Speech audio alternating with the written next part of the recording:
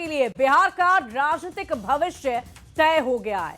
2025 के चुनाव में जनता ने दोहरे शतक के साथ एनडीए को सत्ता में दोबारा स्थापित कर दिया है। अब सरकार गठन की हलचल काफी तेज हो गई है, लेकिन ये चुनाव परिणाम कई मायनों में ऐतिहासिक रहा है, चौंकाने वाला रहा है, जिसकी संभावना शायद एनडीए नेताओं को भी नहीं रही होगी।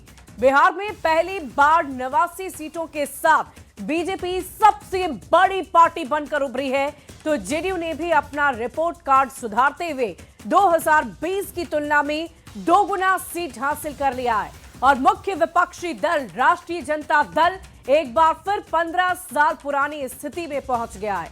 मुश्किल से विपक्ष का दर्जा भी बचा पाया है। और इसी बीच एक बड़ी खबर आ रही है, मुख्यमंत्री आवास पर हलचल काफी ज्यादा बढ़ गई है। बड़ी खबर आपको इस वक्त की बता रहे हैं, संजय झा सीएम से मिलने के लिए पहुंचे हुए, ललन सिंह भी सीएम आवास पर पहुंचे। बड़ी खबर इस वक्त की आपको बता रहे हैं, मंत्री विजय चौधरी भी पहुंचे हैं, श्याम रजक भी सीएम आवास पहुंचे हैं। नई सरकार के गठन से पहले हलचल काफी तेज नजर आ रही है। बड़ी खबर आपको बता रहे हैं, बिहार में बहार है, नीतीश कुमार है। और इसी बीच देखिए, कल रिजल्ट के बाद से आज सुबह लगातार हलचल तेज होती हुई नजर आ रही है। अलग अलग नेता सीएम आवास पर पहुंच रहे हैं। अब सरकार गठन की कवायद शुरू हो गई है। किसे कौन सा विभाग दिया जाएगा, कौन मंत्री बनेगा, कौन डिप्टी सीएम बनेगा, इसको लेकर मंथन लगातार बरकरार है। और इसी बीच ये बड़ी खबर आपको बता रहे हैं, मुख्यमंत्री आवास पर हलचल काफी तेज हो गई है। मुख्यमंत्री का चेहरा कौन होने वाला है सर? चेहरा है ही है, यहाँ दूसरा चेहरा कहाँ है? कोई दूसरा कोई ऑप्शन भी नहीं है और दूसरा कोई यहाँ पर वैकेंसी है। नीतीश कुमार ने कामों के आधार पर जनता का दिल जीता है। नीतीश कुमार जी के नेतृत्व में पूरा एनडीए एक है, 5 पांडव एक है, तो कहीं दो है। तो आपने सुन लिया, बार बार मुख्यमंत्री के चेहरे को लेकर जब सवाल किया जा रहा है तो साफ और स्पष्ट शब्दों में सारे नेताओं का यही कहना है कि किसी भी प्रकार से वैकेंसी ही नहीं है किसी और चेहरे की, और इसीलिए बिहार में मुख्यमंत्री नीतीश कुमार ही होंगे।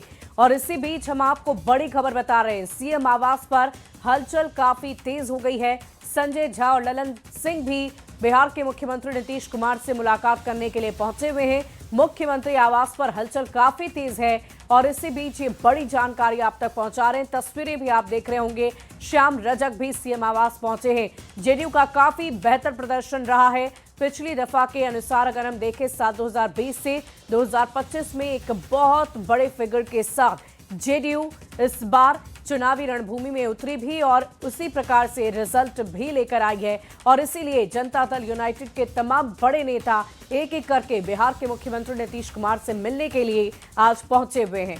देखिए, कल की सुबह रिजल्ट का दिन था, परिणाम का दिन था, जनादेश का दिन था और आज अब सरकार गठन की कवायद शुरू हो गई है। देखिए, इस पूरी खबर की जानकारी के साथ न्यूज़ 18 संवाददाता पटना से शैलेंद्र हमारे साथ जुड़ रहे हैं। शैलेंद्र, क्या कुछ जानकारी है?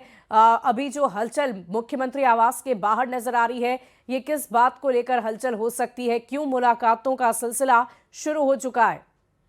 बिल्कुल, देखिए, आगे की अब रणनीति तय की जा रही है कि किस तरीके से सरकार का गठन करना है और साथ ही साथ जो उम्मीदवार चुनाव जीत करके आ रहे हैं वो भी मुख्यमंत्री से मिलने पहुंच रहे हैं। तो ऐसी परिस्थिति में कहा जा सकता है कि जो जदयू की जो रणनीति है वो अब आगे की तय की जा रही है और खासतौर पर विजय चौधरी हो, ललन सिंह हो, संजय झा हो, इस तरीके के तमाम जो बड़े चेहरे हैं जदयू के, वो इस वक्त मुख्यमंत्री के साथ बातचीत कर रहे हैं, बैठक कर रहे हैं।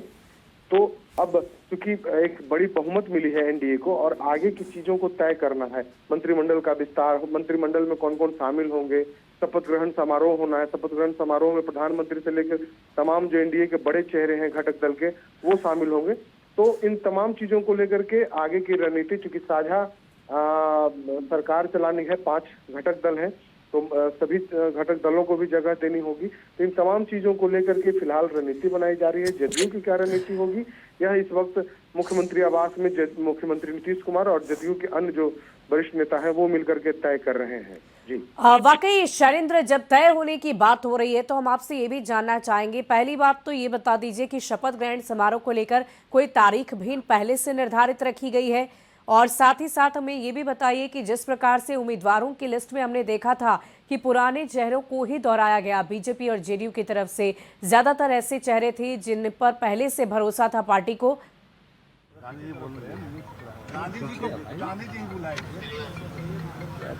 नाम बता दीजिए सर, नाम बता दीजिए। अरुण माझी। अंदर से कॉल कौन यार लाइफ में? वाकई रवि, क्या हलचल आप देख पा रहे हैं? कहाँ हैं इस वक्त आप मौजूद? देखिए, हलचल जो है मुख्यमंत्री आवास पे बढ़ गई है। आपको दिखाते हैं कि मुख्यमंत्री आवास पे लगातार बड़े नेताओं का जो है पहुंचना शुरू हुआ है। यहाँ पे ललन सिंह जो है वो पहुंचे हैं, संजय झा जो है राष्ट्रीय कार्यकारी अध्यक्ष हैं वो पहुंचे हैं, तमाम जो जीते हुए जो विधायक हैं वो यहाँ पे पहुंचना शुरू किया है उन्होंने। और यहाँ पे पहुंचकर ये लगातार जो है नीतीश कुमार से मुलाकात कर रहे हैं, क्योंकि जिस तरीके से यहाँ पे कल बड़ी जीत हुई है और बड़ी जीत होने के बाद जो है सारे नेता जो है नीतीश कुमार से मिलने पहुंचे हैं। और आज जब यहाँ पे तमाम लोग बैठेंगे तो उसके बाद कई बातें जो है वो तय होनी है।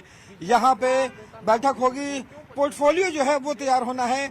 जो शपथ ग्रहण समारोह है उस पर चर्चा हो रही है कि क्या शपथ ग्रहण समारोह जो है वो गांधी मैदान में किया जाए या फिर राजभवन में ही हो।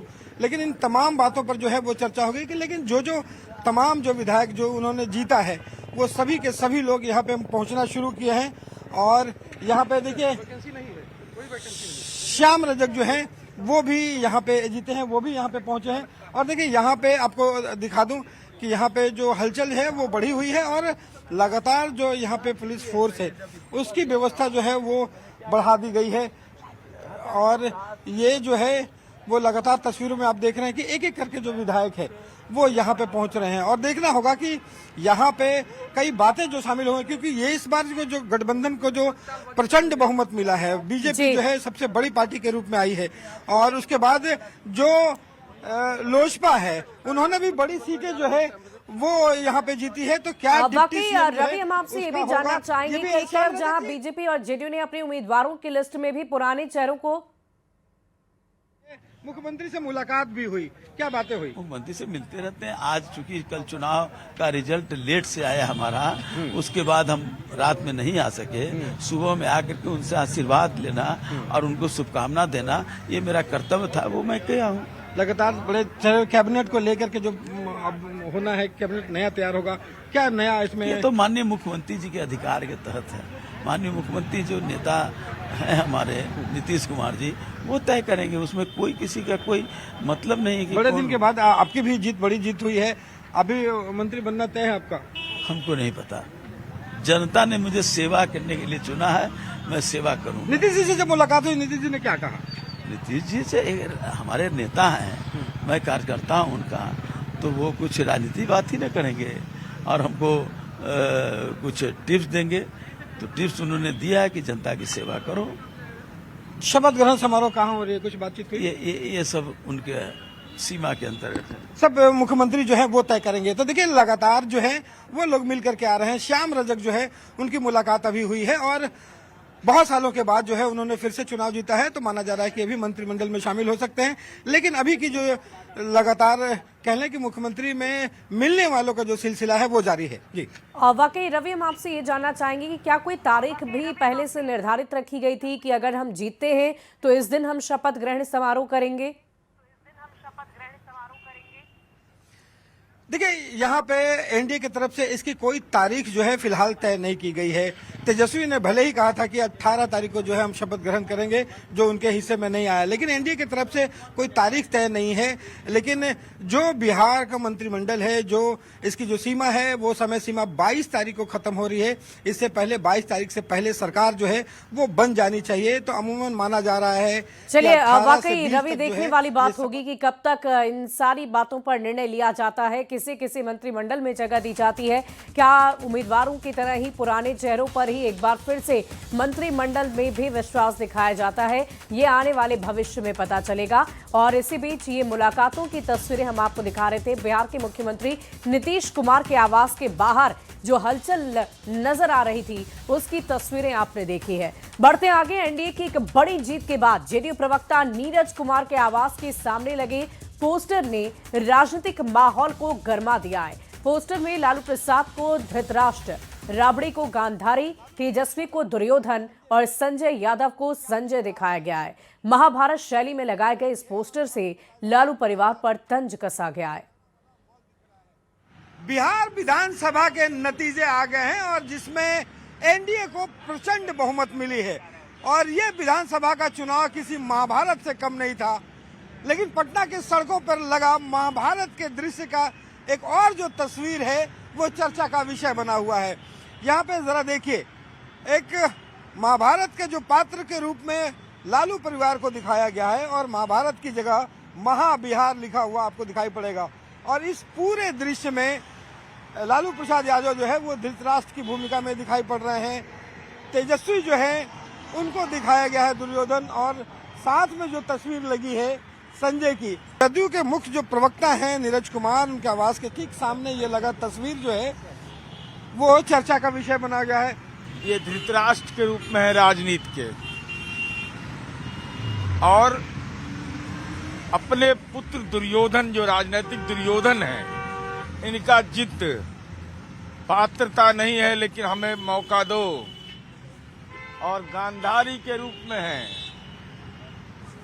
आंख पर पट्टी बंधा हुआ है, पूछ रहे हैं संजय कैसा क्या दिख रहा है, यह बोल रहे हैं कि मॉल दिख रहा है। लेकिन स्थान बदल गया, अब हस्तिनापुर नहीं, महुआ बाग में जो शानदार किला बन रहा है वहां पर महुआ बाग बनने वाला था। यह एक महत्वपूर्ण संकेत पूरे एक चित्रण के माध्यम से बिहार की राजनीति के संदर्भ में बिल्कुल सटीक है। विपक्षी और विरोधियों पर जो है वो जदयू तंज कस रही है और तस्वीर के जरिए बड़े सवाल खड़े कर रही है। कैमरा पर्सन संत के साथ रवि एस नारायण, न्यूज 18 पटना। और देखिए, भले ही इस चुनाव में महागठबंधन की करारी हार हुई हो, लेकिन 2025 के विधानसभा चुनाव में वोट शेयर के मामले में आरजेडी 23% के आंकड़े के साथ सबसे आगे है। वोट पाने के मामले में आरजेडी करोड़पति, जबकि बीजेपी और जेडीयू लखपति ही हो पाए। आरजेडी को इस चुनाव में कुल 1 करोड़ 11 लाख वोट मिले, वहीं बीजेपी 99 लाख वोट ही पा सकी है। आरजेडी को सबसे ज्यादा 23% वोट मिले हैं, वहीं बीजेपी को 20.08% और जेडीयू को 19.25% वोट लेने में वो कामयाब रही। अब आपको हम ग्राफ के जरिए भी बताते हैं कि कहां क्या स्थिति रही है। और देखिए, जो आपको नारंगी रंग में ये पाई चार्ट नजर आ रहा होगा, इसमें 20.08% वोट शेयर बीजेपी का रहा है। इतने लोगों ने बीजेपी को वोट किया है। वहीं राष्ट्रीय जनता दल आपको नजर आ रहा होगा 23% राष्ट्रीय जनता दल का वोट शेयर रहा, जो हम आपको दिखा रहे हैं। देखिए, बीजेपी 20.08, आरजेडी 23%, एआईएमआईएम अख्तरुल अमान की पार्टी 1.85%, वहीं जनता दल यूनाइटेड नीतीश कुमार की पार्टी 19.25%, इंडियन नेशनल कांग्रेस 8.71%, वहीं बहुजन समाज पार्टी की बात कर ले तो 1.62% रही। वहीं चिराग पासवान की पार्टी की अगर हम बात करें तो 4.97% और सीपीआईएमएल माले की बात करें तो 2.84%। वहीं अदर्स का जो वोट शेयर रहा है वो भी आप देखिए 22.26%। तो इसीलिए हम कह रहे हैं कि राष्ट्रीय जनता दल करोड़पति रही, बाकी अन्य पार्टियां जो है वो लखपति रही। वोटों का जो शेयर देख रहे हैं, जो प्रतिशत देख रहे हैं, वो हम आपको बता रहे हैं। और देखिए, इसी बीच 2020 का जो वोट प्रतिशत रहा वो भी हम आपको समझा देते हैं। 19.46% बीजेपी का वोट शेयर रहा, वहीं 5.66% चिराग पासवान की पार्टी का रहा था और जेडीयू का 15.39%। राष्ट्रीय जनता दल पिछली दफा भी यानी कि साल 2020 में भी जब चुनाव हुए तो 23.11% राष्ट्रीय जनता दल का वोट प्रतिशत रहा, वहीं कांग्रेस का 9.48% और अदर्स 22.26% और लेफ्ट की पार्टियां 4.64%। तो ये वोट शेयर हम आपको बता रहे थे 2020 का भी और 2025 का भी। और सबसे अहम और खास बात ये रही कि 2025 से 30 के लिए बिहार के जनादेश की कुछ और रोचक बातें भी आपको बता रहे हैं। देखिए, भोजपुर के संदेश सीट से जेडीयू के राधा चरण शाह को सिर्फ 27 वोट के अंतर से जीत मिली है। आप सोच सकते हैं, महज 27 वोट, जबकि रामगढ़ से बीएसपी के सतीश सिंह यादव को 30 वोट के अंतर से जीत हासिल हुई है। 2020 में सतीश सिंह 189 वोटों से चुनाव हार गए थे, लेकिन इस बार 30 वोट की बढ़त से उनको जीत मिली है। ढाका की बात करें तो राष्ट्रीय जनता दल के फैसल रहमान 178 वोटों से जीते, वहीं संदेश से जेडीयू के राधाचरण शाह 27 वोटों से जीते और इसके अलावा रामगढ़ से बीएसपी के सतीश सिंह यादव 30 वोटों से जीते और साथ ही अज्ञाओं से बीजेपी के महेश पासवान 95 वोटों से उन्होंने जीत हासिल की है। तो आप समझ सकते हैं कि एक एक वोट कितना महत्वपूर्ण होता है और इसीलिए चुनाव आयोग से लेकर न्यूज 18 तक आपसे यही बार बार अपील कर रहा था कि आप जरूर बूथ पर जाएं और अपने मताधिकार का प्रयोग करें। बढ़ते आगे, बिहार चुनाव में एनडीए को डबल सेंचुरी वाला बहुमत मिलने के बाद गदगद पीएम मोदी जब कल शाम को कार्यकर्ताओं को संबोधित करने आए तो उन्होंने बिहार में निवेशकों को न्योता दिया ताकि औद्योगिक विकास के रास्ते पर बिहार तेजी से आगे बढ़ सके। बिहार के नौजवानों को बिहार में ही रोजगार मिले, इसके लिए लगातार काम किया जाएगा। बिहार में निवेश आएगा, ये निवेश और ज्यादा नौकरियां लाएगा। बिहार में पर्यटन का विस्तार होगा, दुनिया को बिहार का नया सामर्थ्य दिखेगा। बिहार में हमारे तीर्थों का, आस्था के स्थानों का, हमारी ऐतिहासिक धरोहरों का काया। तो आप प्रधानमंत्री नरेंद्र मोदी को सुन रहे थे। ये तब की तस्वीर है जब बीजेपी मुख्यालय पहुंचे थे प्रधानमंत्री। उन्होंने बहुत सारी बातों का जिक्र किया और साथ ही साथ निवेशकों को आमंत्रित किया कि वो बिहार में आए और निवेश करें। बिहार विकास की राह पर आगे लगातार बढ़ता रहेगा। देखिए, बिहार के लिए पीएम मोदी का संदेश औद्योगिकरण को लेकर था। पीएम ने बिहार में निवेश को न्योता देने की बात कही और साफ शब्दों में उन्होंने आमंत्रित किया निवेशकों को कि आप बिहार में आए और निवेश करें। पीएम ने साफ साफ ये कह दिया कि नई सरकार की पहली प्राथमिकता सिर्फ और सिर्फ बिहार में विकास करना है, औद्योगिकरण करना है। बिहार में बड़े पैमाने पर उद्योग लगाने की बात उन्होंने की है। औद्योगिकरण से बिहार से पलायन कम होगा, जिसे सबसे बड़ा मुद्दा इस चुनाव में आप देख पा रहे होंगे। पलायन, रोजगार, बेरोजगारी, इस पर ही चर्चा हुई हर जनसभा में। और रोजगार के अवसर बिहार में पैदा होंगे जब तो पलायन रुकेगा। अब सवाल ये है कि इस विजन की झलक नई मंत्रिमंडल में कैसे दिखेगी। नए कैबिनेट का आखिर क्या स्वरूप होगा, कैसा स्वरूप होगा, ये एक बड़ा सवाल है। औद्योगिक विकास, निवेश पर जोर होगा। विभागों में टेक्नोक्रेट्स शामिल होंगे क्या, ये भी एक बड़ा सवाल है। क्या मजबूत चेहरे शामिल होंगे इस मंत्रिमंडल के विस्तार में? वित्त, उद्योग, ऊर्जा के लायक आखिर कौन होगा जो बिहार में विकास कर पाएगा, उद्योग लगा पाएगा, निवेशकों को बुला पाएगा?